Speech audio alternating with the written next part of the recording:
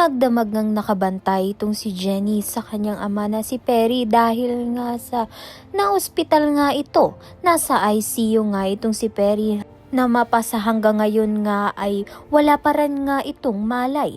Kaya naman nga't itong si Minchi ay nag-aalala na nga sa lagay ng kanyang asawa na si Perry.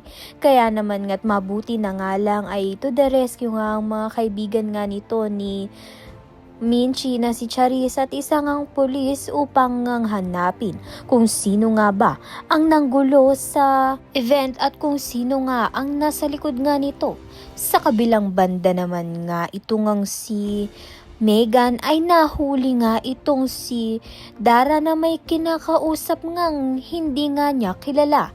Makilala nga kaya ni Megan kung sino nga yun dahil nga ito ang nang atake sa dito nga kay Jenny sa event nga. Kaya naman nga't malalaman nga natin kung malaman na nga ni Megan ang katotohanan na ang pasimuno nga ng lahat ay ang kanyang ina na si Dara. Kaya naman nga't yan at iba pa ang dapat nating pakaabangan. Maraming salamat sa iyong panunood.